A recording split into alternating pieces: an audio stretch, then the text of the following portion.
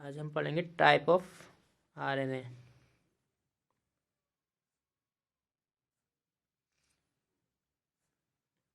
And process of transcription.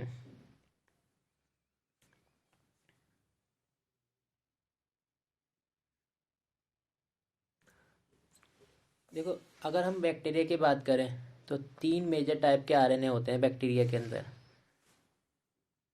पहला होता है आपका एमआरएनए यानी कि मैसेंजर आरएनए।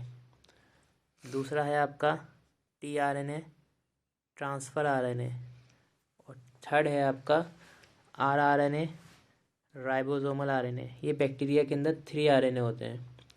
ये तीनों ही ज़रूरी होते हैं। तीनों आरएनए, एमआरएनए, टीआरएनए और आरआरएनए, तीनों ज़रूरी होते हैं किसके लिए? Needed to synthesize protein, protein को सिंथेसाइज करने के लिए इन अ सेल। ठीक है, प्रोटीन को सिंथेसाइज करने के लिए ये तीनों आरएनए का होना ज़रूरी है। अब देखो काम देख लेते हैं। सबसे पहले आपका एमआरएनए जो है वो क्या करता है? प्रोवाइड टेम्पलेट, टेम्पलेट को लेकर आता है। ये मैं अभी समझाऊंगा आपको कैसे लेकर आता है। प्रोवाइड टेम्पलेट, अभी आपको फंक्शन याद रखना है, एमआरएनए प्रोवाइड टेम्पलेट। जबकि टीआरएनए जो है आपका यानी कि ट्रांसफ़र आरएनए, ये क्या करेगा? ब्रिंग अमीनो एसिड्स, ये अमीनो एसिड्स को लेकर आता है।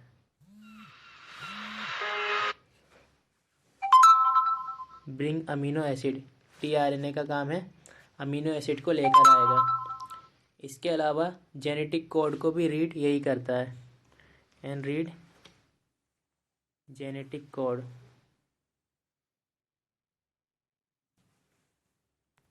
जबकि जो थर्ड है आपका आरआरएनए,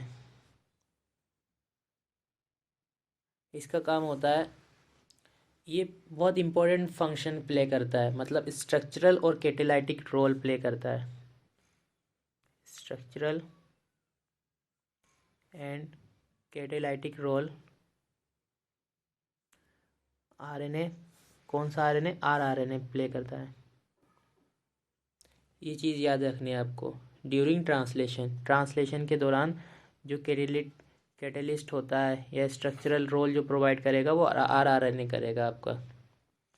ठीक है, अब यहाँ पर जैसे कि डीएनए से जब डीएनए बनता था तो वहाँ पर एक एंजाइम की ज़रूरत होती थी जिसको हम कहते थे डीएनए डिपेंडेंट डीएनए पॉलीमरेज। अब यहाँ पर डीएनए से आरएनए बन रहा है तो जो एंजाइम यूज़ होगा उसको हम कहेंगे यहाँ पर डीएनए डिपेंडेंट आरएनए पॉलीमरेज। और ये एक सिंगल टाइप का आरएनए पॉलीमरेज होता है जो डीएनए को आरएनए में कन्वर्ट करने में हेल्प करेगा। ठीक है, एक सिंगल ही होता है और सारे ही जितने भी आपका ट्रांसक्रिप्शन है यानी कि डीएनए से आरएनए बनना है वो सिंगल आरएनए पॉलीमरेज उसको कन्वर्ट करवा देता है। एक सिंगल एंजाइम है ये। ठीक है, ये चीज़ याद रखिए नहीं आपको। अब जैसे कि कल मैंने आपको बताया था, अब हम एक डीएनए हेलिक्स देख लेते हैं और उसको सही से समझेंगे।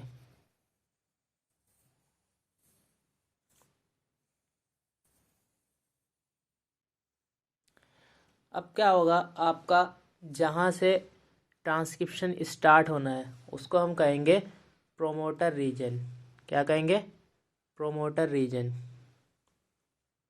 ठीक है, तो यहाँ पर पहले हम इसे, जैसे 3 डैश है तो ये आपका जो होगा 5 डैश होगा, और ये 5 डैश है तो ये 3 डैश होगा। ठीक है, तो इस रीजन को हम कहते हैं प्रोमोटर। और ये है आपका डीएनए हेलिक्स। अब यहाँ पर जो है आपका आरएनए पॉलीमरेज आएगा यहाँ पर इस फेस पर यानी कि प्रोमोटर रीजन पर। जब भी तो स्टार्ट करेगा ना आरएनए पॉलीमरेज, तो यहाँ पर आरएनए पॉलीमरेज आएगा आपका। ये आरएनए पॉलीमरेज है आपका जो यहाँ पर आएगा, मतलब एक टाइप का एंजाइम है आरएनए पॉलीमरेज। अब यहाँ पर एक फैक्टर होता है जिसको हम कहते हैं सिग्मा फैक्टर। ये चीज़ याद रखनी है आपको, सिग्मा फैक्टर हेल्प करता है इसे इनिशिएट करने में। ठीक है, तो इस फेस को हम कहते हैं इनिशिएशन। इस फेस को हम क्या कहते हैं? इनिशिएशन फेस, यानी कि शुरुआत यहाँ से हो गई है आपकी। अब इसके बाद क्या होता है, जो यहाँ से देखो अब आरएनए बनना शुरू हो जाएगा, इनिशिएट हो गया है ना, आरएनए बनना शुरू हो जाएगा।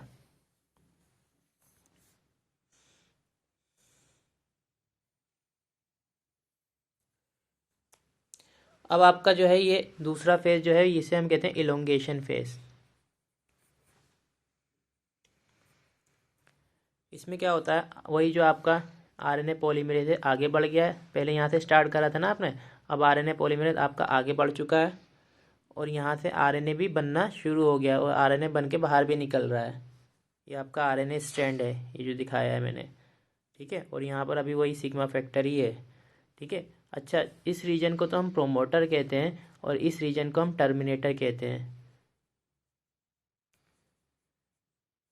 इसको याद रखना है आप लोगों को। ठीक है, और सेम वही चीज़ 3 डैश 5 डैश 3 डैश 5 डैश इस तरीके से। फिर एक और स्टेप आता है इसके अंदर,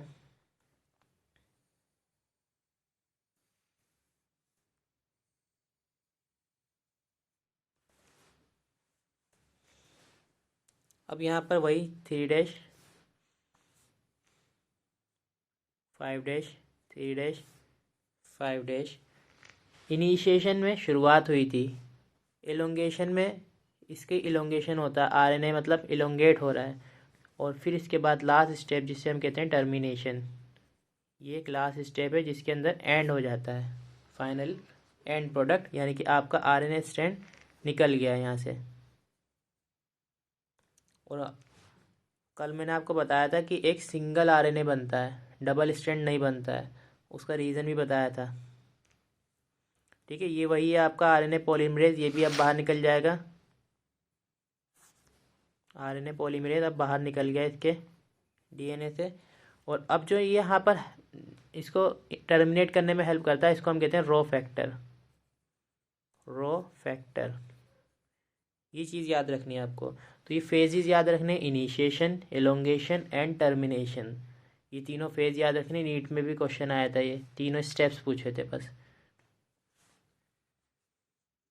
अब ये जो हमने पूरी ये बात करी है ना, कंप्लीट ये जो पूरा देखा है, ये सारा था आपका बैक्टीरिया के अंदर, इसका मतलब प्रोकैरियोट्स के अंदर।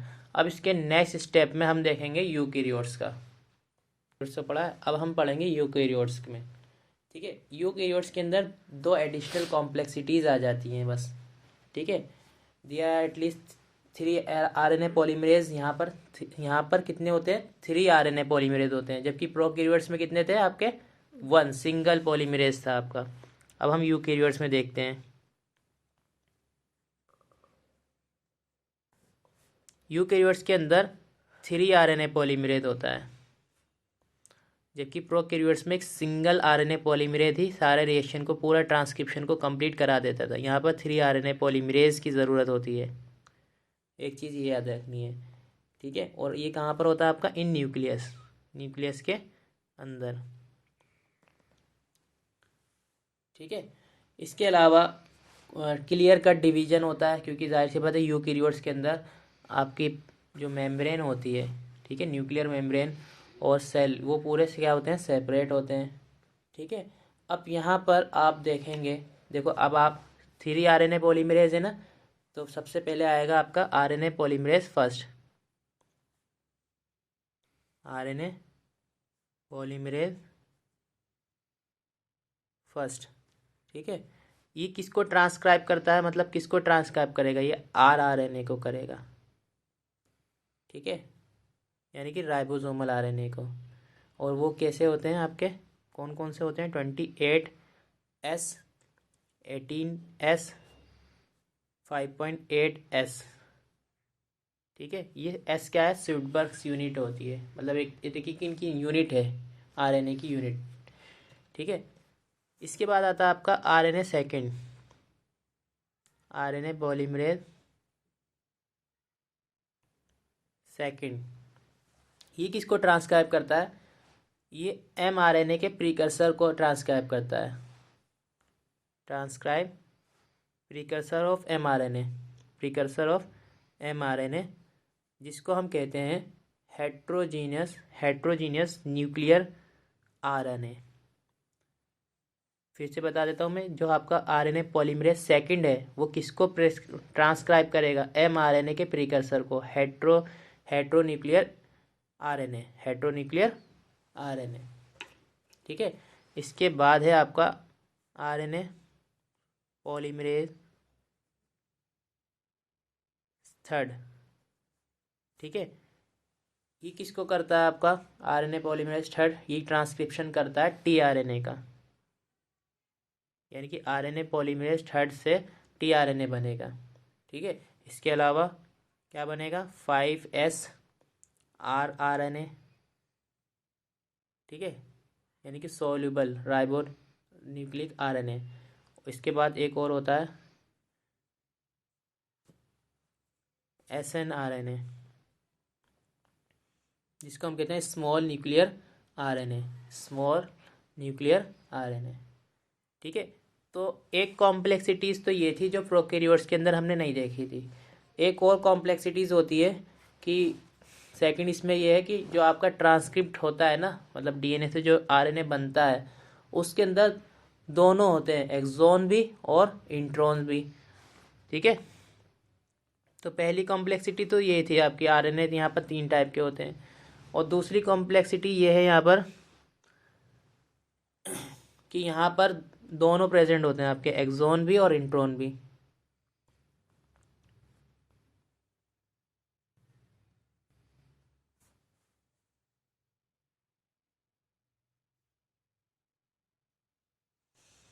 एक्सॉन एंड इंट्रॉन दोनों।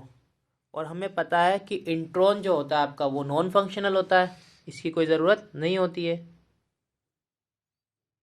नॉन फंक्शनल होता है ना इंट्रॉन। ठीक है। तो इसीलिए इसको क्या करना पड़ता है? स्प्लाइसिंग करनी पड़ती है। कल भी बताया था मैंने आपको स्प्लाइसिंग का मतलब क्या होता है। स्प्लाइसिंग में क्या करता है? इंट्रॉन को रिमूव कर देते हैं। स्प्लाइसिंग के अंदर इंट्रॉन को हम रिमूव कर देते हैं, क्योंकि इंट्रॉन जो होता है नॉन फंक्शनल होता है, इसलिए इसका रिमूव करना ज़रूरी है। इंट्रॉन को रिमूव कर देते हैं। ठीक है। और एक्सॉन को ज्वाइन कर देते हैं डिफाइन ऑर्डर में।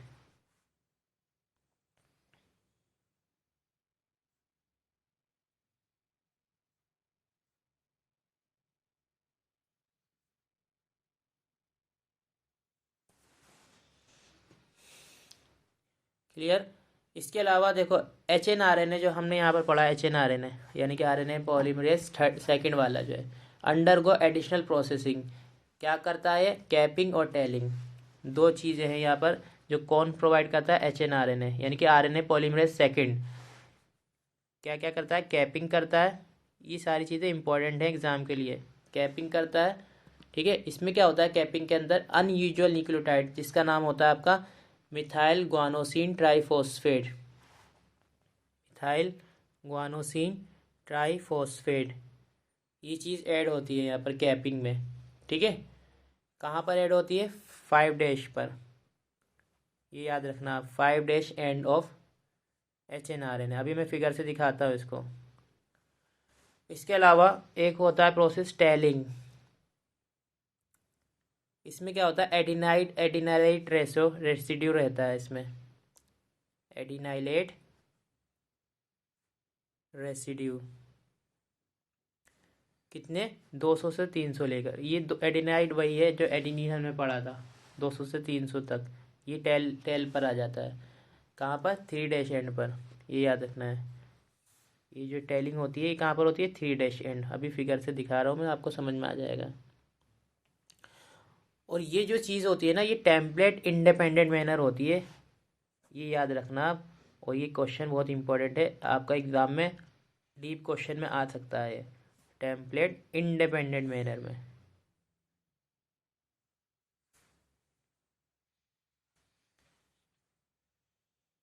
ठीक है। अब ये पूरी तरीके से कैपिंग और टेलिंग होने के बाद जो आपका HNRNA है, यहाँ पर जो आपका HNRNA है वो फुल्ली प्रिक्राइज्ड आपका mRNA बन जाएगा। एमआरएनए बनने के बाद ये आपका न्यूक्लियस से बाहर निकल जाता है, किस लिए? ट्रांसलेशन करने के लिए। फिर से बता देता हूँ मैं, कैपिंग और डेलिंग करने के बाद आपका जो HNRNA है, हेट्रोन्यूक्लियर आरएनए, वो फुल्ली ट्रांसक्राइब हो जाएगा एमआरएनए के अंदर। एमआरएनए के अंदर जब कन्वर्ट हो जाएगा ये, तो ये अब ट्रांसलेशन के लिए पूरी तरह से रेडी हो गया। ट्रांसलेशन के लिए इसको न्यूक्लियस से बाहर निकलना पड़ता है। कहाँ आना पड़ता है? साइटोप्लाज्म में, राइबोसोम के पास, क्योंकि आपको पता है राइबोसोम ही प्रोटीन फैक्ट्री है। प्रोटीन जब बनेगा आपका कहाँ बनेगा? राइबोसोम में। फाइनल जो आपको बनाना है ना, वो प्रोटीन ही बनाना है। ठीक है। यहाँ पर एक चीज़ देखो, अभी आपने पढ़ा था इनिशिएशन, इलोंगेशन, टर्मिनेशन। यहाँ पर जो आरएनए निकलता है ना, ये कौन सा आरएनए होता है? Heteronuclear RNA. ये चीज़ याद रखनी है, जो आरएनए निकल रहा है कौन सा निकल रहा है? Heteronuclear RNA. इसके बाद जो हेट्रोन्यूक्लियर आरएनए निकला है आपका, इसके अंदर दोनों चीज़ें होती हैं आपकी। क्या क्या होता है इसके अंदर?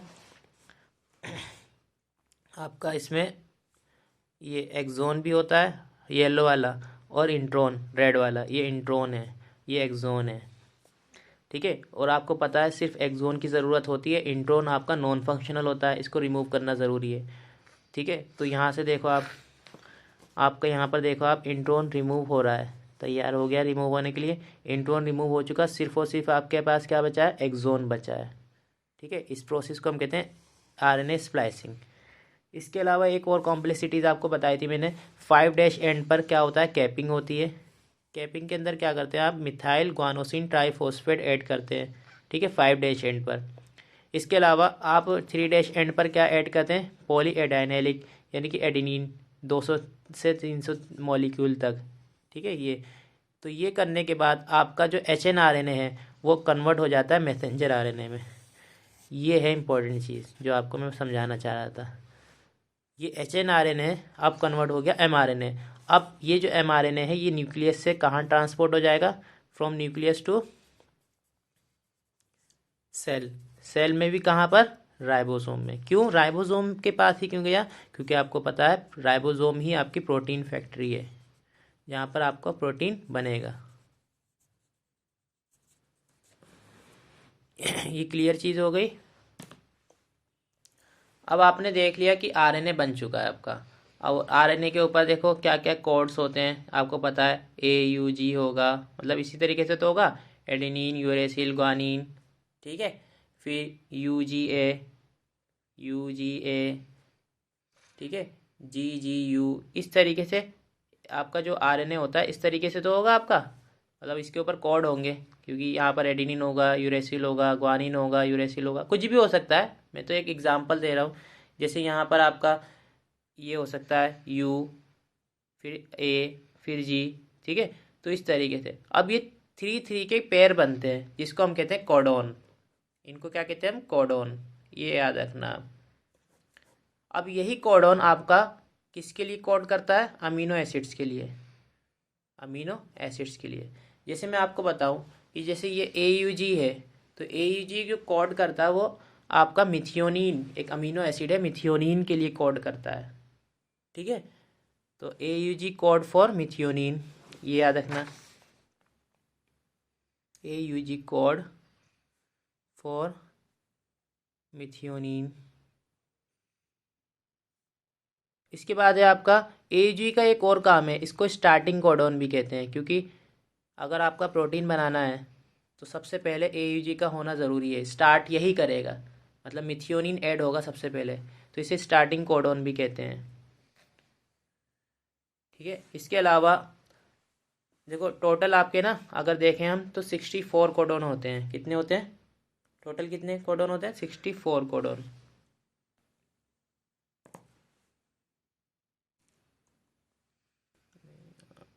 रुक ना जाए। टोटल 64 कोडॉन होते हैं, जिसके अंदर और कोडॉन आपके ट्रिपलेट होते हैं। ये याद रखना, ट्रिपलेट का मतलब क्या हुआ कि 3 के ये पेयर होता है, 3 का। ठीक है। 3 कोडॉन, ये 3 ये, इस तरीके से इसे हम कहते हैं ट्रिपलेट कोडॉन, क्योंकि 3 कोडॉन एक अमीनो एसिड के लिए कोड करता है। 3 कोडॉन एक अमीनो एसिड के लिए कोड करता है। तो टोटल 64 कोडोन हो जाते हैं, लेकिन सिर्फ और सिर्फ 61 कोडोन ही कोड करता है for amino acid. 61 codon code for amino acid.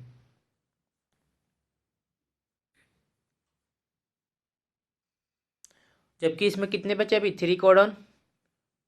ठीक है, 3 codon do not code for any amino acid. 3 codon do not code for any amino acid. समझ में आ गया ना इतना पक्का? इसीलिए इन 3 कोडोन को हम स्टॉप कोडोन भी कहते हैं। क्या कहते हैं? Stop codon. उनका जानना ज़रूरी है कि वो कौन कौन से हैं जो स्टॉप कोडोन में आते हैं। ठीक है, एक तो है आपका UAA। UAA ये किसी के लिए कोड नहीं करता। ठीक है, दूसरा है आपका UAG। UAG और तीसरा है आपका UGA। ये 3 कोडॉन ऐसे हैं जो किसी के लिए कोड नहीं करते, इन्हें हम स्टॉप कोडॉन कहते हैं। और जबकि आपका AUG जो है आपका स्टार्टिंग कोडॉन था। ठीक है, ये क्या कर रहा था? आपका स्टार्ट कर रहा था, और कोड किसके लिए कर रहा था? मिथियोनिन के लिए कोड कर रहा था। ठीक है, अब एक चीज़ मैं आपको बता दूं कि जो कोड होते हैं वो यूनिवर्सल होते हैं। कैसे होते हैं? कोड जो होते हैं आपके यूनिवर्सल होते हैं। इसका मतलब क्या हुआ? यूनिवर्सल का मतलब ये है कि जैसे आप सपोज करो यू है, ये कोडॉन है। ठीक है, तो ये फिनाइल एलेनिन के लिए कोड करेगा। किसके लिए कोड करेगा? फिनाइल एलेनिन के लिए। चाहे आपका प्रोकैरियोट्स हो, उसके अंदर भी यूकैरियोट्स मतलब यू फिनाइल एलेनिन के लिए ही कोड करेगा। और आपका चाहे आपका ह्यूमन बींग्स हो, उसके अंदर भी आपका यू फिनाइल एलेनिन के लिए ही कोड करेगा। इसलिए कोडॉन को हम यूनिवर्सल कोड कहते हैं। ये चीज़ याद रखनी है आपको। देखो यहाँ पर एक चीज़ है बहुत इंपॉर्टेंट है, एग्ज़ाम के लिए भी है और वैसे भी ज़िंदगी में भी हमारे बहुत यूज़ होती है। यू ये किसके लिए कोड कर रहा है? फिनाइल एलेनिन के लिए। इसी तरीके से UC ये भी फिनाइल एलेनिन के लिए कोड कर रहा है। तो सम एमिनो एसिड्स यानी कि phenyl alanine are coded by more than 1 codon.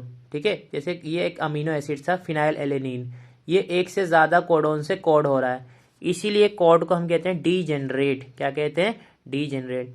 फिर से बोल देता हूँ, some amino acids are coded by more than 1 amino acids, मतलब some amino acid are coded by more than 1 codon. इसीलिए कोड को हम कहते हैं डीजेनरेट। क्या कहते हैं?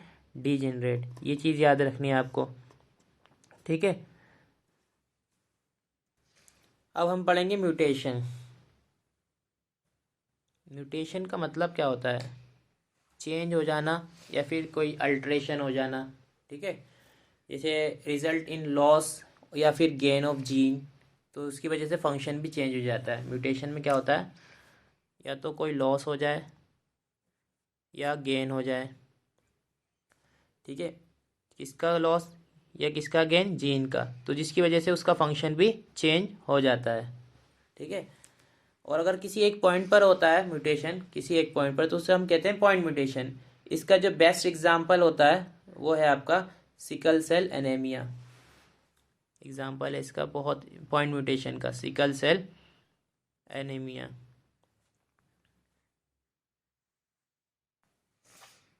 ये एग्जाम्पल याद रखना है आपको। इसके अंदर आपने देखा होगा क्या होता है? आपका ग्लूटामेट वेलाइन में चेंज हो जाता है 6 पोजीशन पर, बीटा ग्लूटामेट चेन पर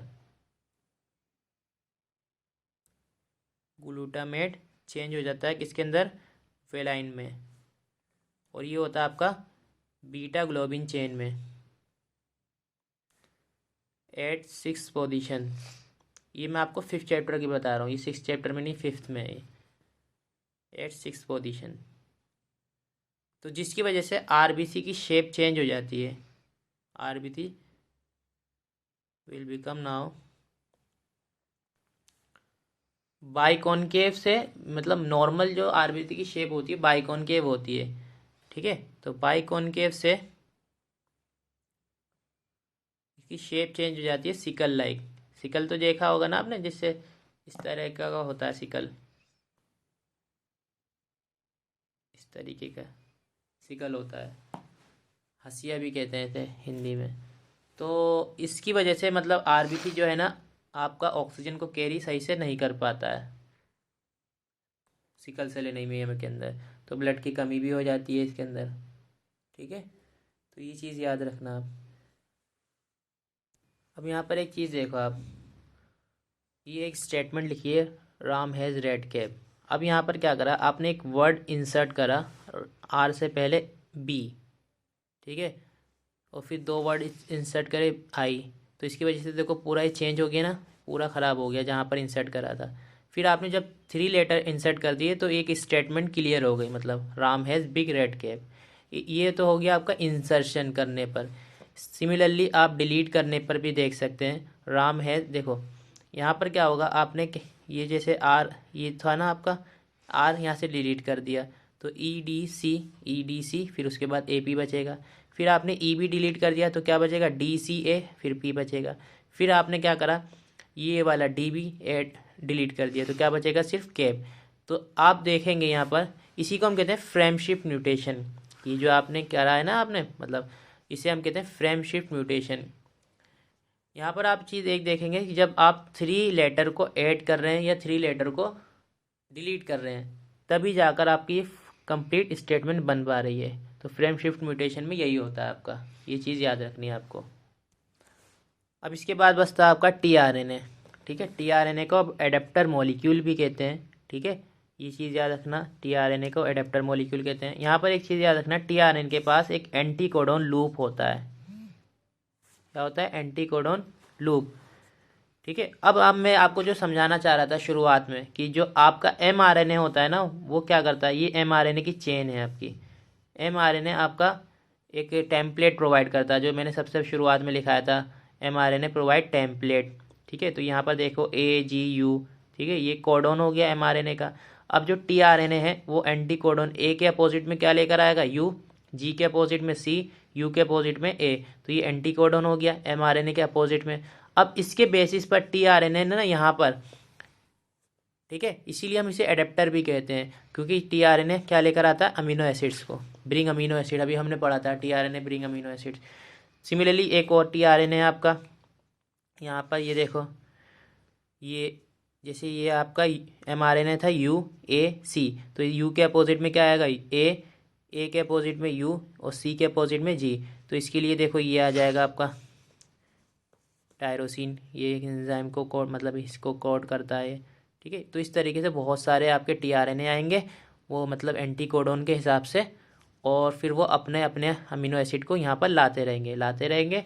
ठीक है, तो इस तरीके से क्या होगा, यहाँ पर देख सकते हो आप, ये देखो ये आपका राइबोसोम है, राइबोसोम में ही ये हो रहा है सारी चीज़ें ये। ठीक है, यहाँ पर आप देख सकते हो कि देखो ये आपका टीआरएनए था। ठीक है, ये अमीनो एसिड को लेकर आता रहता है उसके हिसाब से एमआरएनए की। और ये जो चेन है ना, ये भी आगे बढ़ती रहती है ऐसे, ये आगे बढ़ती रहती है, और आपके टीआरएनए आपके यहाँ पर आते रहते हैं, निकलते रहते हैं, अमीनो एसिड्स को लेकर आते हैं। तो अमीनो एसिड्स की यहाँ पर एक चेन बनती रहती है, मतलब ये देखो क्या बन रहा है, पॉलीपेप्टाइड चेन। ठीक है, पेप्टाइड चेन बन रही है ना, पॉलीपेप्टाइड। ठीक है, तो ये बन क्या रहा है, फाइनली क्या बनेगा यहाँ से, प्रोटीन। इसी को हम कहते हैं ट्रांसलेशन, यहाँ पर कंप्लीट हो जाता है। ये चीज़ याद रखिएगा।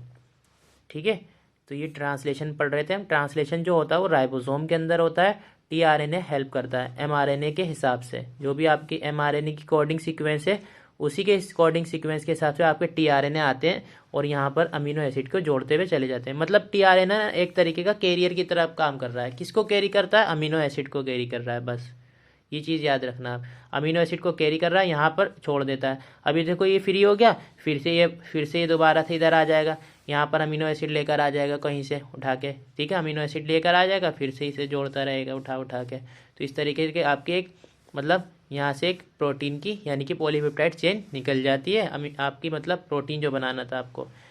ठीक है, यहाँ पर एक चीज़ याद रखिएगा, जैसे कोई भी मैकेनिज्म को एफिशिएंट करना है, जैसे आपको मान लीजिए किसी के अंदर नॉट बांधनी, गार्ड बांधनी है, तो क्या करते हैं आप, थोड़ा सा हिस्सा इधर छोड़ देते हैं, थोड़ा सा हिस्सा इधर की तरफ छोड़ देते हैं लेफ्ट साइड पर, ताकि जो मैकेनिज्म है आपका एफिशिएंट हो जाए। इसी तरीके से यहाँ पर भी यही होता है। ठीक है, तो जो चीज़ आपकी ट्रांसलेट नहीं होती है, मतलब इधर और इधर, ठीक है, मैं इसको एफिशिएंट बनाने के लिए तो उसी को हम कहते हैं अनट्रांसलेटेड रीजन। ये चीज़ याद रखना, यूटीआर का मतलब क्या होता है, अनट्रांसलेटेड रीजन। तो ये दोनों तरफ होता है आपका, मतलब आपका 5 एंड से पहले भी, ठीक है, यानी कि स्टार्ट कोडॉन से पहले और स्टॉप कोडॉन के बाद, यानी 3 एंड के बाद भी यूटीआर होना ज़रूरी है, ताकि मैकेनिज्म आपका एफिशिएंट बन जाए, अनट्रांसलेटेड रीजन। क्लियर हुआ ये चीज़। इसके बाद यहाँ पर भी ना, जैसे आपने देखा था ट्रांसक्रिप्शन के अंदर एक फाइनल फैक्टर जिसको हम रो फैक्टर कहते थे, वो रिलीज होता था, जिसकी वजह से वो टर्मिनेट हो जाता था। यहाँ पर भी इसे टर्मिनेट करने के लिए एक फैक्टर आता है जिसको हम कहते हैं रिलीज फैक्टर। ये चीज़ याद रखना, क्या कहते हैं उसे, रिलीज फैक्टर। ठीक है, क्लियर हुआ यहाँ तक। अगर कोई दिक्कत हो तो पूछ लेना आप। देखो, कोई भी प्रोसेस हो उसको रेगुलेट करना बहुत ज़रूरी है।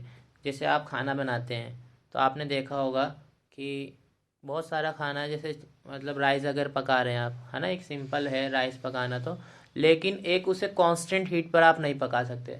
आपने देखा होगा कि कभी कभार उसको कम भी करना पड़ता है, कभी ज़्यादा भी करना पड़ता है। ठीक है, जैसे जब उबाल आने लगता है तो उसे कम करना पड़ता है, जैसे चाय भी बनाते हैं। ठीक है, तो मतलब ये एक तरीके का रेगुलेट होता है। जैसे फ़ैन है ना, अगर आपको ठंड ज़्यादा सी लग रही है थोड़ी, तो फ़ैन को आप रेगुलेट करते हो, और गर्मी ज़्यादा लग रही है तो फिर उसे आप स्पीड कर देते हो। तो ये रेगुलेट करना बहुत ज़रूरी है। इसी तरीके से यहाँ पर भी जो आपने पढ़ा है ना, ट्रांसलेशन यानी कि प्रोटीन फॉर्मेशन करिए, इसके अंदर भी रेगुलेशन बहुत ज़रूरी है। ठीक है, तो रेगुलेशन कहाँ कहाँ पर कर सकते हैं, तो जाहिर सी बात है, सबसे पहले आपका जो स्टेप है जिस पर आप रेगुलेट कर सकते हो, इसे रोक सकते हो या बढ़ा सकते हो, दोनों चीज़ें कर सकते हो। तो पहला पहला स्टेप होता है ट्रांसक्रिप्शनल लेवल पर। ठीक है, जब आपका प्राइमरी ट्रांसक्रिप्ट बना था ना, डीएनए से जब आरएनए बना था, तो वहाँ पर आप रेगुलेट कर सकते हो। ठीक है, दूसरा है आपका प्रोसेसिंग लेवल पर। अब ये प्रोसेसिंग लेवल क्या होता है, प्रोसेसिंग प्रोसेसिंग लेवल मतलब जो स्प्लाइसिंग करी थी ना आपने, वो है प्रोसेसिंग लेवल, उसी को हम कहते हैं प्रोसेसिंग लेवल। फिर इसके बाद जब आप एमआरएनए को, मैसेंजर आरएनए को न्यूक्लियस से, फ्रॉम न्यूक्लियस से आप साइटोप्लाज्म में जब ट्रांसफ़र कर रहे थे, तब भी आप यहाँ पर जीन एक्सप्रेशन को रेगुलेट कर सकते थे। और एक और स्टेप है आपका लास्ट, जब आप ट्रांसलेशन कर रहे हैं ना, तब भी, यानी कि फाइनल में भी आप इसको रेगुलेट कर सकते हो। तो ये चारों स्टेप याद रखने हैं कि हम कहाँ कहाँ पर इसको रेगुलेट कर सकते हैं, जीन एक्सप्रेशन को, यानी कि प्रोटीन फॉर्मेशन को कहाँ कहाँ पर हम रेगुलेट कर सकते हैं। तो ये चारों स्टेप्स आपको एज इट इज़ याद रखने हैं, फर्स्ट, सेकंड, थर्ड, फोर्थ। मतलब ये जो रेगुलेटरी प्रोटीन्स हैं जो रेगुलेट करेंगे, ये आपका 2 टाइप का होता है।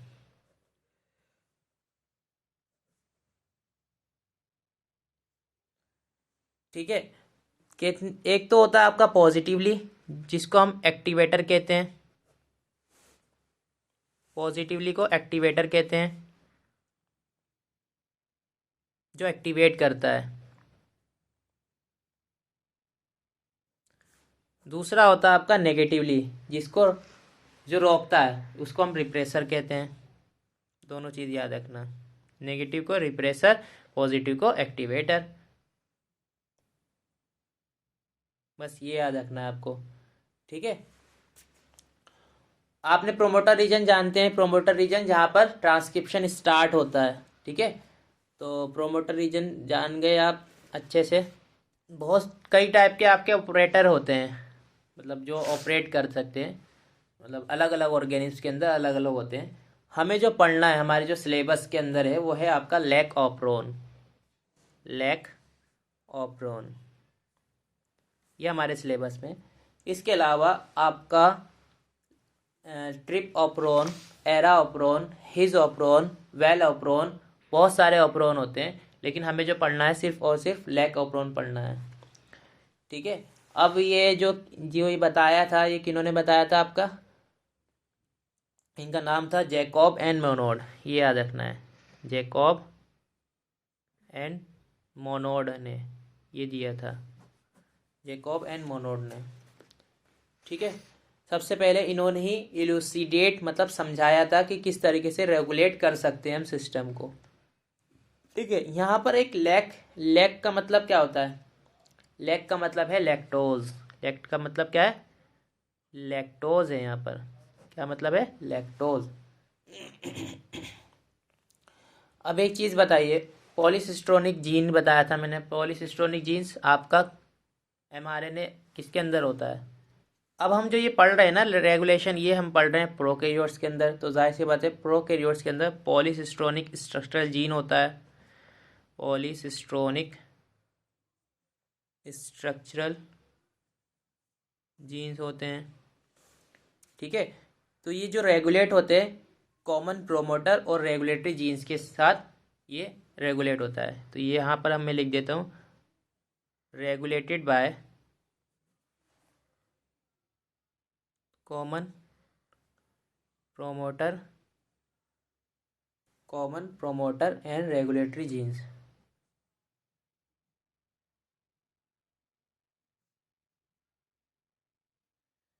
क्लियर हुआ है ना? और इसी अरेंजमेंट को हम बैक्टीरिया के अंदर, इस अरेंजमेंट को बैक्टीरिया के अंदर हम ऑप्रोन कहते हैं। ये अरेंजमेंट बनाते हैं अभी, है ना, मैं दिखाऊंगा इसको अभी फिगर से। तो इस अरेंजमेंट को हम कहते हैं बैक्टीरिया के अंदर ऑप्रोन। ठीक है, चलिए याद रखिएगा। अब लैक ऑप्रोन के अंदर अगर हम बात करें तो एक रेगुलेटरी जीन होता है जिसको हम आई जीन कहते हैं। यहाँ पर एक आई जीन होता है जिसको हम कहते हैं रेगुलेटरी जीन।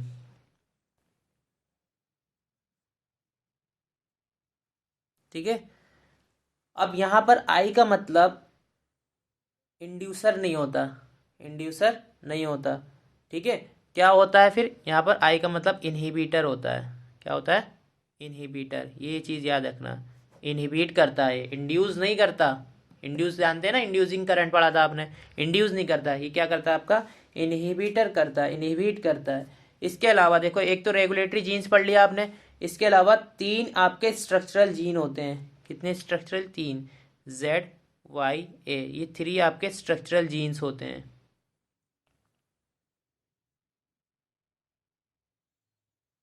ठीक है। अब एक चीज याद रखना, आई जीन्स जो है आपका आई, ये किसको कोड करता है? रिप्रेसर को कोड करता है, ये याद रखना। कोड फॉर आई कोड किसके लिए करता है? रिप्रेसर के लिए। ये चीज याद रखिएगा। ठीक है। और अब बात करते हैं हम जेड की। जेड जो है आपका बीटा गिलेक्टोसाइडेज को कोड करता है। वाई जो है आपका परमीएस को कोड करता है। और ए जो है आपका ट्रांस एसिटाइलेज को कोड करता है। ठीक है, यहाँ लिख देता हूँ मैं, जेड जो है आपका बीटा गिलेक्टोसाइडेज,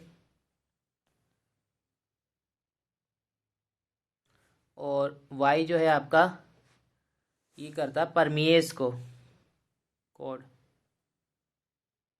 और ए जो है आपका ये ट्रांस एसिटाइलेज को कोड करता है।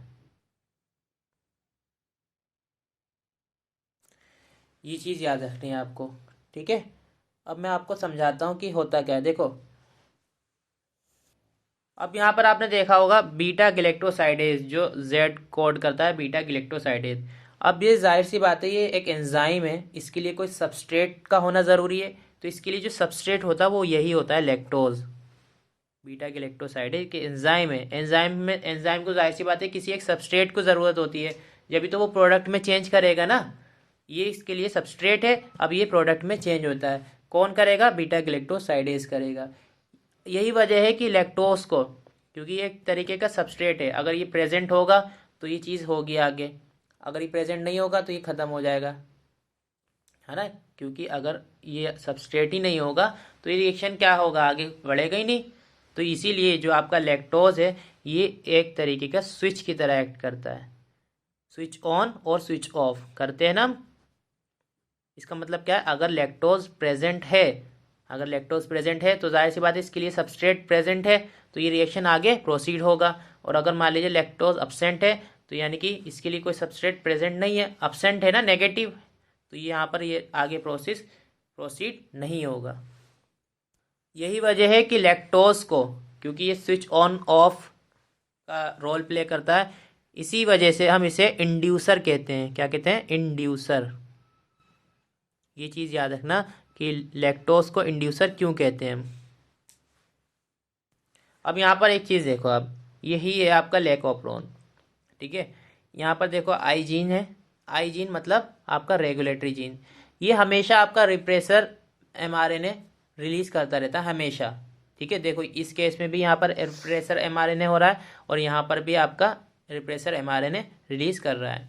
अब एक चीज़ देखिए, जो ये रिप्रेसर एमआरएनए है, ये रिप्रेसर ऑपरेटर रीजन पर बाइंड हो जाता है। प्रोमोटर जानते हैं ना, प्रोमोटर, उसके बाद ऑपरेटर रीजन होता है, फिर उसके बाद ZYA, ये 3 स्ट्रक्चरल जीन्स हैं। तो जो आपका रिप्रेसर है ये ऑपरेटर के ऊपर बाइंड हो जाता है और इसका आगे ट्रांसलेशन बिल्कुल रोक देता है। तो यहाँ पर लिखा हुआ भी है, repressor bind to the operator region, ठीक है, and prevent RNA polymerase from transcribing the operand. तो इसकी वजह से ट्रांसक्राइब नहीं होता, ठीक है। अब देखो यहाँ पर फिर से इसने आई जीन ने, रेगुलेटरी जीन ने रिप्रेसर एमआरएनए रिलीज करा, ठीक है। ये आपका रिप्रेसर हो गया। रिप्रेसर जो करेगा आपका इंड्यूसर, ठीक है। यहाँ पर देखो अब आपका इंड्यूसर यानी कि लैक्टोज प्रेजेंट है, यहाँ पर क्या है, लैक्टोज प्रेजेंट है, यानी कि इंड्यूसर प्रेजेंट है। क्या प्रेजेंट है, इंड्यूसर प्रेजेंट है। तो जो इंड्यूसर यानी कि लैक्टोज इसको बाइंड कर देगा, यानी कि रिप्रेसर को इनएक्टिव कर देगा। इनएक्टिव करने की वजह से ये अब जाकर इसके ऊपर बाइंड नहीं हो पाएगा, यानी कि ऑपरेटर पे बाइंड नहीं हो पाएगा। नहीं हो पाएगा तो क्या होगा, Z जो है अपना काम करेगा, Y अपना काम करेगा, A अपना काम करेगा, क्योंकि ये आगे प्रोसीड होगा। अब Z जो है ये बीटा गैलेक्टोसाइडेज को प्रोड्यूस करेगा, Y जो है परमीएज को प्रोड्यूस करेगा, A जो है आपका ट्रांस एसिटाइलेज को प्रोड्यूस करेगा, यानी कि ट्रांसलेशन यहाँ पर हो जाएगा आपका। ये कब हुआ, जब आपका लैक्टोज प्रेजेंट था, यानी कि आपका कौन सी पोजीशन है, ये ऑन पोजीशन है, और यहाँ पर लैक्टोज अब्सेंट था। यहाँ पर देखो ये लिखा हुआ भी है आपका, देख लो आप चाहे से सही से, इन अब्सेंस ऑफ इंड्यूसर, ठीक है। और ये क्या है आपका, इन प्रेजेंस ऑफ इंड्यूसर, ठीक है। तो ये आपके प्रेजेंस में ऑन पोजीशन है और ये आपकी ऑफ है। यहाँ पर ये चीज़ समझानी थी बस मुझे आपको। अब इसके अंदर एक प्रोजेक्ट आता है जिसका नाम है ह्यूमन जीनोम प्रोजेक्ट, इसको मेगा प्रोजेक्ट भी कहते हैं। ये 1990 में स्टार्ट हुआ था, क्लियर। अब इसको मेगा प्रोजेक्ट इसीलिए कहते हैं क्योंकि ये आपका 13 साल तक चला था, 13 ईयर तक। तो जाहिर सी बात है 1919 में स्टार्ट हुआ था तो 2003 में कंप्लीट हुआ था, ठीक है। इसके अंदर हम एक डीएनए मतलब आप एक सेल की कंप्लीट डीएनए सीक्वेंस के बारे में स्टडी करते हैं ह्यूमन जीनोम प्रोजेक्ट के अंदर। मतलब 13 साल में ये इतना बड़ा प्रोजेक्ट था, मतलब इसके अंदर किया क्या गया था, एक सेल के अंदर जो डीएनए है उसकी कंप्लीट सीक्वेंस कैसी है कैसी नहीं है उसके बारे में स्टडी करना होता है ह्यूमन जीनोम प्रोजेक्ट के अंदर, ठीक है। तो आप जानते हैं हमारे अंदर जो बेस पेयर है अप्रोक्सीमेटली कितनी है, 3 × 10⁻⁹ बेस पेयर है। हैप्लॉइड कंटेंट में इतनी बेस पेयर है ना। तो अगर यहाँ पर अगर सीक्वेंस की कॉस्ट देखें तो एक US बिलियन आपकी कॉस्ट आई थी इसकी 3 पर, मतलब US बिलियन से, बिलियन समझ रहे, जैसे पर बेस पेयर। तो टोटल के लिए निकालना है तो इसे मल्टीप्लाई करना पड़ेगा, तो 9 बिलियन आ जाएगी। इसकी वैल्यू कितनी आएगी, 9 बिलियन। थ्री थ्री तक कर देंगे ना इसमें, तो 9 बिलियन $US आपकी टोटल कॉस्ट आएगी अप्रॉक्सीमेटली, जो इन्होंने स्टार्ट में एवरेज एस्टिमेट लगाया था। बहुत ज़्यादा है ये, ठीक है। और जो ये इन्फॉर्मेशन आपकी निकलेगी, अब देखो ये मतलब सेल के अंदर, सिर्फ एक सेल के अंदर जो इतनी ज़्यादा इन्फॉर्मेशन है, सोच सकते हो आपकी कि कितने, मतलब ये दुनिया कितनी बड़ी है। एक सेल के अंदर इतनी ज़्यादा इन्फॉर्मेशन मिलेगी कि आप मान लीजिए एक पेज है, उस पर इंफॉर्मेशन को स्टोर भी तो करना है ना। तो एक पेज है मान लीजिए, उस पर एक पेज पर 1000 लेटर लिखे हुए हैं, तो ऐसे आपके 1000 पेजेस होंगे। कितने पेजेस होंगे, 1000 पेजेस। तो ऐसी कितनी बुक चाहिए आपको, ऐसी मतलब एक बुक के अंदर 1000 पेज हैं और एक पेज पर 1000 लेटर लिखे हैं, तो ऐसी आपको 3300 बुक्स चाहिए एक सेल के डीएनए की सीक्वेंस को जो स्टोर करने के लिए। मतलब उसमें जो जो भी आपने चीज़ें समझी हैं, जो चीज़ें पढ़ी हैं, उसको स्टोर करने, वो जो इन्फॉर्मेशन आपको मिली है उसको स्टोर करने के लिए इतनी सारी बुक चाहिए आपको। अब आप सोच सकते हो, ठीक है। अब एक चीज़ याद रखना, HGP जो है वो कौन से एरिया से रिलेटेड होता है, तो बायो इन्फॉर्मेटिक्स ये क्वेश्चन बन सकता है यहाँ पे कि HGP is closely related which of the following branch of science. तो बायो इन्फॉर्मेटिक्स के साथ ये जुड़ा हुआ होता है। ठीक है, अब इसके अंदर क्या क्या चीज़ें हुई थी देखो, इसके अंदर ना अपना 2003 में बता दिया मैंने आपको, ये ख़त्म हुआ था। यहाँ पर जो मेगा, जाहिर सी बात है ये बहुत बड़ी रकम है ना। तो सबसे पहले जो वेलकम ट्रस्ट ने योगदान दिया था, मतलब डोनेट करा था, ठीक है, बिकम द मेजर पार्टनर थे इसके अंदर। फिर उसके बाद जापान, फ्रांस, जर्मनी, चाइना वगैरह भी इसके अंदर इन्होंने बहुत बड़ा योगदान दिया था अपना। ठीक है, इसके अंदर आप एक चीज़ याद रखिएगा कि मतलब गोल क्या था इसका, एचजीपी करने का गोल क्या था। सबसे पहले चीज़ गोल ऑफ एचजीपी, तो पहली चीज़ आपको आइडेंटिफाई करना था ऑल, ठीक है, ठीक है, जो ऑल अप्रोक्सीमेटली हमारे जो जीन्स हैं वो कितने हैं, 20,000 से लेके 25,000 तक हैं। ठीक है, उनको सबको आइडेंटिफाई करना था हमारे सेल के अंदर। ठीक है, और उसके सीक्वेंस को डिटरमाइन करना था, determine sequence of 3 billion chemical base pair. ठीक है, 3 बिलियन मतलब समझ गए ना, 3 × 10⁻⁴ केमिकल बेस पेयर, इनकी सीक्वेंस को डिटरमाइन करना था। फिर उसको स्टोर करना था इंफॉर्मेशन को, स्टोर दिस इंफॉर्मेशन। समझ में आ गई बात, क्लियर हुआ। इसके अलावा जाहिर सी बात है कुछ इश्यूज आएंगे, उनको भी एड्रेस करना ज़रूरी है, जिसकी फुल फॉर्म से याद रखना आप, इथिकल, लीगल, सोशल इशू। ये कुछ इश्यूज आएंगे, उनको भी रिजॉल्व करना ज़रूरी है। इथिकल, लीगल, सोशल इशू, जाहिर सी बात है इतनी बड़ी चीज़ कर रहे हैं आप, तो बहुत सारी आपकी सोसाइटी में और बहुत सारे लोग आपको मतलब कहेंगे कि आप क्या कर रहे हैं, क्या नहीं कर रहे हैं, तो पूछेंगे, तो वो सारी चीज़ें इसके अंदर आ जाएंगी, इथिकल, लीगल, सोशल इशू के अंदर। ठीक है, इसके अलावा आपको ना इसी के अंदर दो आपको वेक्टर्स भी जानने हैं। ठीक है, मतलब इसकी फुल फॉर्म के साथ, एक होता है आपका बैक्टीरियल आर्टिफिशियल क्रोमोसोम, दूसरा होता है आपका yeast artificial chromosome. Bacterial artificial chromosome, yeast artificial chromosome. ठीक है, एक फुल फॉर्म और है इसके अंदर, ये दोनों दोनों क्या है आपके वेक्टर हैं। ठीक है, ये बैक्टीरिया के अंदर, ये यीस्ट के अंदर। एक और है इसमें EST, इसको हम कहते हैं express sequence tags, express sequence tags. ठीक है, तो ये RNA के ऊपर होता है एक्सप्रेस सीक्वेंस टैग्स, इसका भी याद रखना है। बाकी एक चीज़ याद रखना है आपको कि क्रोमोसोम नंबर जो 1 है आपका,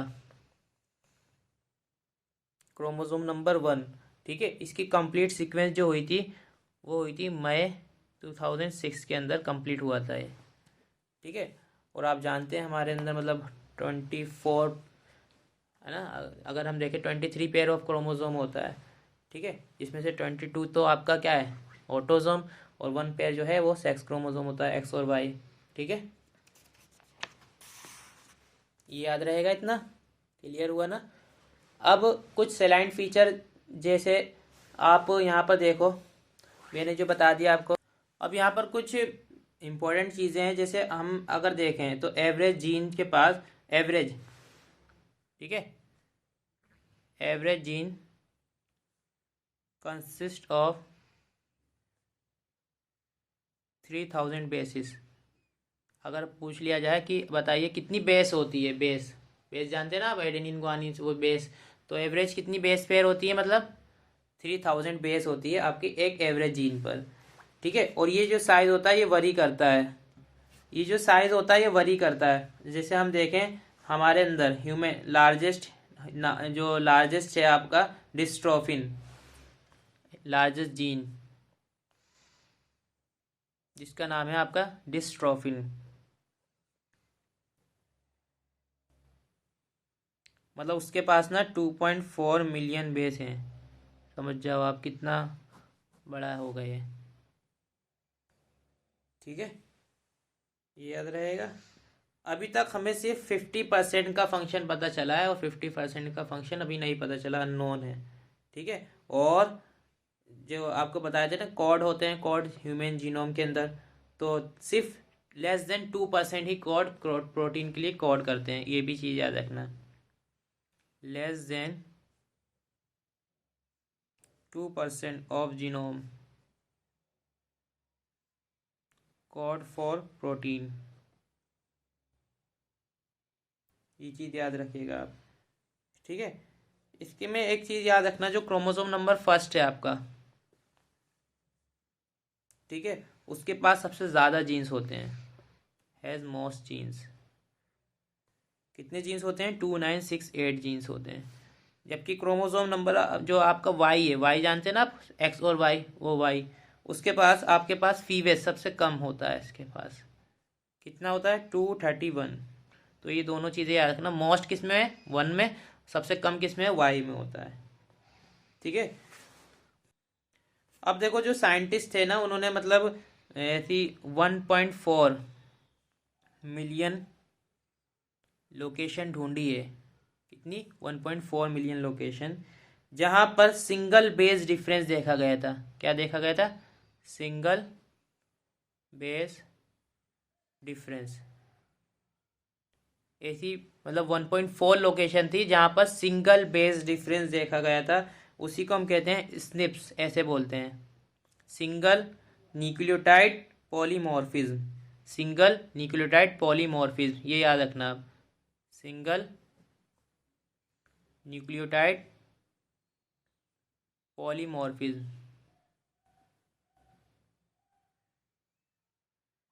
क्लियर हुआ यहाँ तक? से देखो, डीएनए फिंगरप्रिंटिंग एक क्विक वे है जिसके अंदर हम कंपेयर करते हैं डीएनए सीक्वेंस किसी भी दो इंडिविजुअल का। ठीक है, अब आप एक चीज़ जानते हैं, 99.9% जो है बेस सीक्वेंस सेम रहता है। ठीक है, इसके अंदर हम क्या आइडेंटिफाई करते हैं? Differences in some specific region DNA sequence के अंदर। ठीक है, मतलब ये चीज़ देखते हैं हम, कुछ स्पेसिफिक रीजन होता है डीएनए सीक्वेंस के अंदर। ठीक है, उसी को हम कहते हैं रिपीटिटिव डीएनए, ये चीज़ याद रखना आप, रिपीटिटिव डीएनए को हम देखते हैं,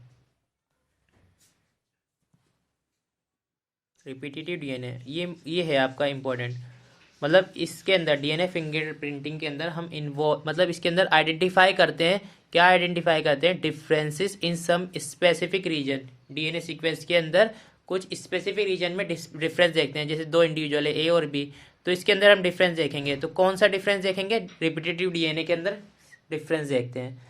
बाकी आपको मैंने बता दिया कि ज़्यादातर जो सीक्वेंस होता है वो 99.9% आपका सेम रहता है। ठीक है, ये चीज़ याद रखनी है आपको। ठीक है, अब जो डीएनए फिंगरप्रिंटिंग है वो इनिशियली जो डेवलप करी थी सबसे पहले, वो जेफरी ने करी थी, अलेक्जेंडर जेफरी ने। ये याद रखना, इनका नाम इम्पोर्टेंट है, ये लास्ट नाम है बस इस चैप्टर का, जेफरी। इन्होंने क्या यूज़ करा था? Satellite DNA used, satellite DNA. ठीक है, as a proof that show very high degree of polymorphism. मतलब सैटेलाइट डीएनए पॉलीमॉर्फिज्म मतलब डिफरेंसेस, पॉलीमॉर्फिज्म मतलब डिफरेंस बहुत ज़्यादा शो करते हैं, इसीलिए इसको हम कहते हैं variable number of tandem repeats. क्या कहते हैं? Variable number of tandem repeats.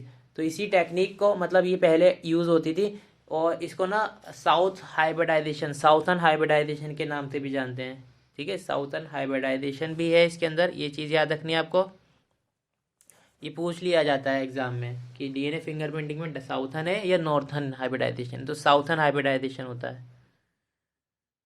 दो टेक्निक होती है, साउथर्न और एक नॉर्थर्न, इसे डीएनए में साउथर्न हाइब्रिड। ठीक है, रेडियो लेबल वीएनटीआर यूज़ करते हैं। ठीक है, तो अगर मैं आपको कहूँ कि डीएनए फिंगरप्रिंटिंग करनी है तो इसके अंदर कुछ स्टेप्स होते हैं। सबसे पहले आपको क्या करना है? डीएनए को आइसोलेट करना है। ये कुछ स्टेप्स हैं जो आपको याद रखना है। सबसे पहले आइसोलेशन करना है आपको।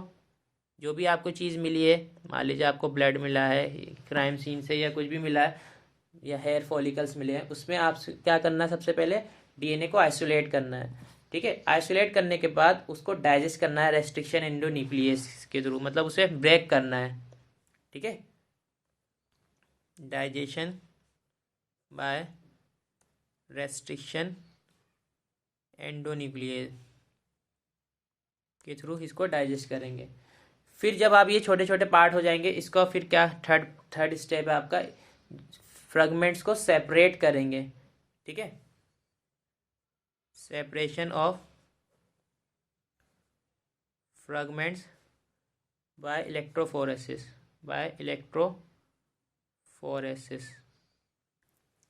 ठीक है। फिर इसका मतलब जब आप ये फ्रेगमेंट्स हो जाएंगे छोटे छोटे फ्रेगमेंट, फिर इसको ट्रांसफ़र कर देंगे, उसी को हम कहते हैं ब्लोटिंग, साउथर्न ब्लोटिंग। ट्रांसफ़र कर देंगे, इसको हम कहते हैं ब्लोटिंग। ठीक है, blotting of separated DNA fragment. ठीक है, सिंथेटिक मेम्ब्रेन पे, मतलब सिंथेटिक मेम्ब्रेन होती है इस तरीके की, इसके ऊपर आप डीएनए फ्रेगमेंट्स को सेपरेट वो भेज देंगे, आप ट्रांसफ़र कर देंगे। ठीक है, और ये याद रखना जो आपकी फ्रेगमेंट्स होते हैं, मतलब जो मेम्ब्रेन होती है वो नाइट्रोसेलुलोज या फिर नाइलॉन से बनी होती है। जो मेम्ब्रेन होती है ना जिसके ऊपर आप डीएनए को रखोगे, वो किससे बनी होती है, नाइट्रोसेलुलोज या फिर नाइलॉन से, और है और। क्लियर हुआ। फिर उसके बाद आप डिटेक्ट करेंगे, ठीक है, डीएनए फ्रेगमेंट्स को डिटेक्ट करेंगे, मतलब डीएनए फिंगरप्रिंटिंग फाइनल आप ये चीज़ करेंगे इसके अंदर। मैं आपको अब समझा देता हूँ कि किस तरीके से करते हैं ये। जैसे मान लीजिए ये आपके पास पैटर्नल क्रोमोसोम है, ये मैटरनल क्रोमोसोम है। ठीक है, अब ये डीएनए आपने एक इंडिविजुअल से ले लिया, ये दूसरे इंडिविजुअल से ले लिया। ठीक है, और यहाँ पर आप देखेंगे ये सी को मैच करना है, सी को मैच करना है कि ये ए, मतलब ए के साथ है, मतलब कौन है ये सी जो है, मतलब ये आप ऐसे भी समझ सकते हो जैसे ये चिल्ड्रन है ना, उनके पेरेंट्स में डिस्प्यूट्स हो गया या फिर किसी ने क्राइम कर दिया, है ना, तो दो आपके पास मतलब हैं जो समझ में नहीं आ रहा कि कौन है आपने जिसने क्राइम करा है। ठीक है, तो आप क्या करेंगे, इसका डीएनए लेंगे, तीनों का डीएनए ले लेंगे, तीनों को मैच करके देखेंगे। जो आप मतलब क्राइम सीन से मान लीजिए हेयर फॉलिकल्स मिले हैं आपको, तो वहाँ से डीएनए उठाएंगे और आपको जिसके ऊपर शक है उन दोनों का डीएनए लेंगे। फिर आप देख सकते हैं कि यहाँ पर देखो सी वाला जो है किसके मैच कर रहा है, यहाँ पर बताइए। अगर आप यहाँ पर देखेंगे तो सी वाला बी पे मैच कर रहा है, देखिए ज़्यादातर। ठीक है, तो यहाँ से आप पता कर सकते हैं कि हाँ आपका जो सी है, ठीक है, मतलब बी के साथ मैच कर रहा है। तो यही आप डीएनए में आइडेंटिफाई कर रहे हैं ना, तो इसीलिए इसी को क्या कहते हैं, डीएनए फिंगर प्रिंटिंग के नाम से जाना जाता है। याद रहेगा ये। चलिए चैप्टर पूरा हो गया। अब आपको अगर कुछ पूछना हो तो आप पूछ लीजिएगा।